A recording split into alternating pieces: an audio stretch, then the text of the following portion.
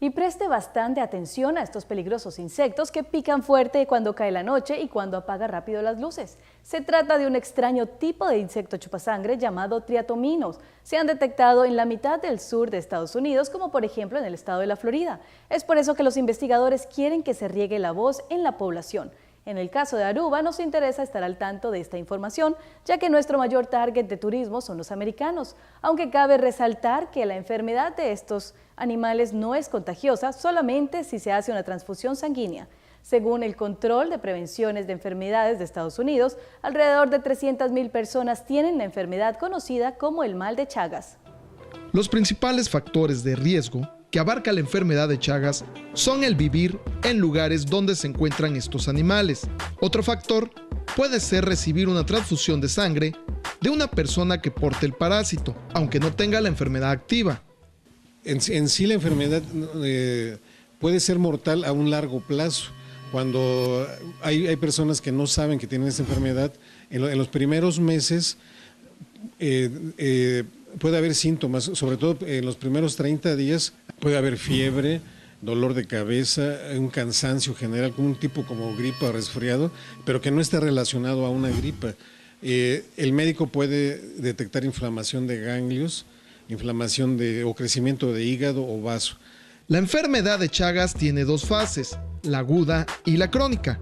La primera puede presentarse sin síntomas o con síntomas muy leves, los cuales pueden ser fiebre, sensación de indisposición general, hinchazón de un ojo, área inflamada y enrojecida en el sitio picado. Después de la fase aguda, la enfermedad entra en una remisión y no se presenta ningún otro síntoma durante muchos años.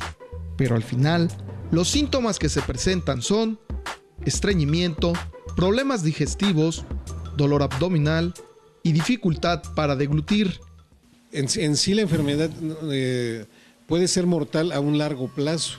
Cuando hay personas que no saben que tienen esa enfermedad, en los primeros meses puede haber síntomas, sobre todo en los primeros 30 días hablamos de ciertas características sintomatológicas, por ejemplo, puede haber fiebre, dolor de cabeza, un cansancio general, como un tipo como gripa o resfriado, pero que no esté relacionado a una gripa.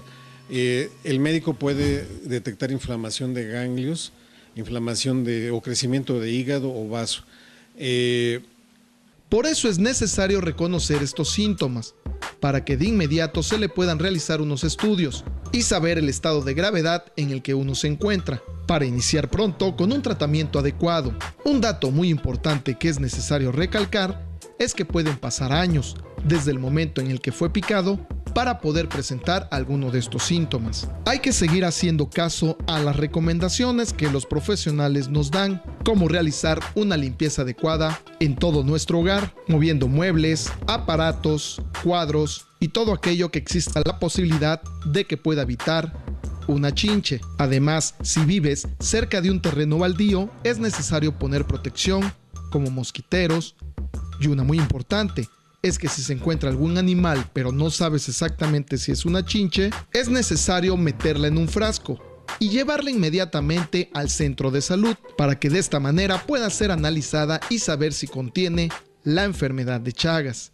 La recomendación que hacemos nuevamente es, si ustedes encuentran una chinche que ustedes creen que es una chinche de Chagas, no la maten, no la pisen, colóquenla en un frasco, en una bolsa, con unos agujeros para que respire, le ponen sus datos, nombre, dirección, colonia, etcétera, un teléfono, la llevan al centro de salud más cercano donde van a analizar la chinche. Hagamos caso a estas recomendaciones, cuidemos nuestra salud y la de nuestros seres queridos.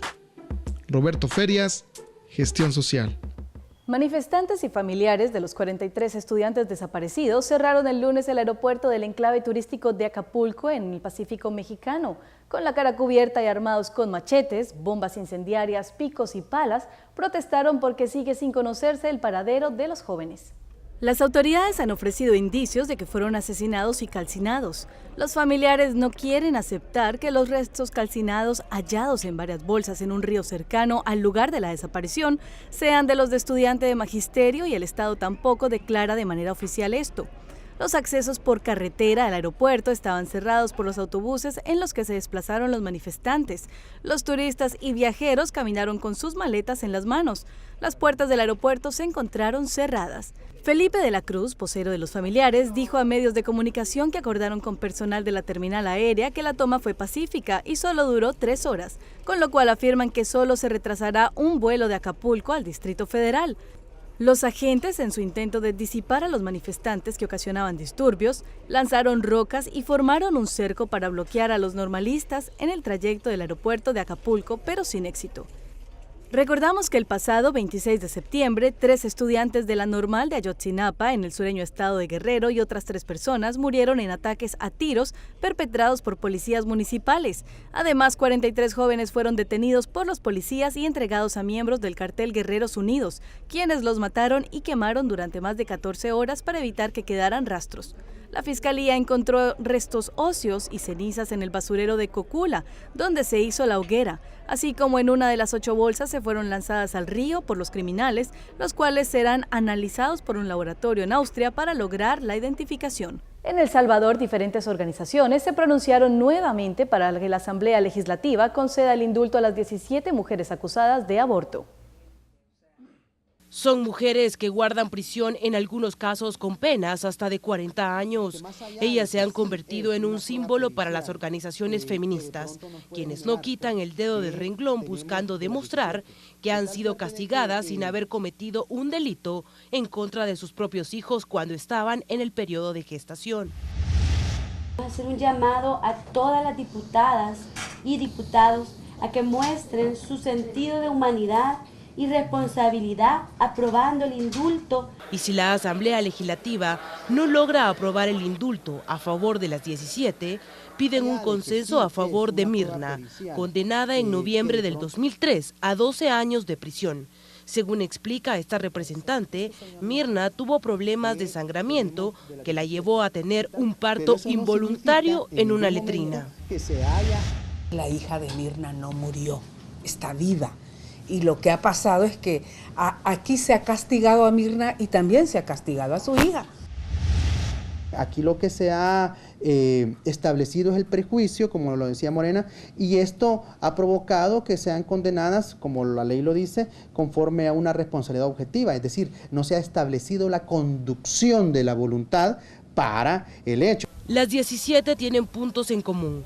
Son mujeres de escasos recursos con problemas ginecológicos y hasta algunas con trastornos mentales, versión que ha sido desmentida en diversas ocasiones por el director de Medicina Legal, quien asegura que las muertes de los bebés fueron premeditadas según los informes. Estamos hablando de 17 homicidios, casi todos homicidios agravados, y es una pura realidad, o sea... Pero no puede ser una complicación obstétrica que alguien tenga un delantal amarrado en el cuello del niño, o que alguien tenga una cuchillada en el corazón, o que alguien tenga cuchilladas en todo el cráneo. ¿Cómo puede ser complicación obstétrica eso? Este señor no es un juez. Decir que Mirna es una asesina es una extralimitación. Decir que las 17 son asesinas es una extralimitación. Eso le corresponde a los jueces. Este señor no es juez. Sobre la legalización del aborto, estas mujeres dicen que hay mucho que debatir y que los partidos políticos deben analizar todas las aristas hasta darse cuenta que no se trata de un delito, sino más bien de la protección de la vida de las mujeres. Con imágenes de Adalberto Cruz, Alejandra Canales, Noticiero Hechos. Una confusa situación que habría dejado entre 8 y 14 colombianos muertos se registró en territorio venezolano, cerca de la frontera del norte de Santander. La primera versión indica que se trata de enfrentamientos entre bandas criminales de Colombia. La muerte de los colombianos se habría producido en el estado Táchira, fronterizo con norte de Santander en Colombia. Aunque ninguna autoridad de nuestro país se ha pronunciado sobre el caso, medios de comunicación venezolanos como el diario laverdad.com revelaron con base en informes policiales que fueron 8 los muertos y que al parecer se trató de una guerra entre los grupos armados ilegales urabeños y Águilas Negras.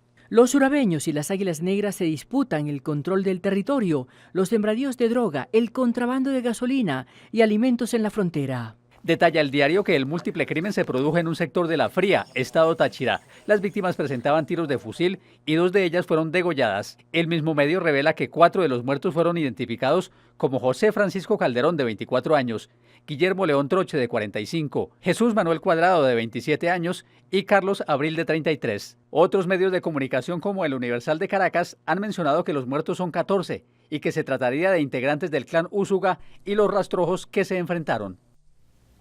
Y esto fue todo por hoy. Hemos llegado al final de Pulso Latino. Gracias por la sintonía y nos vemos en una próxima emisión. Soy Jennifer Vargas. Hasta entonces.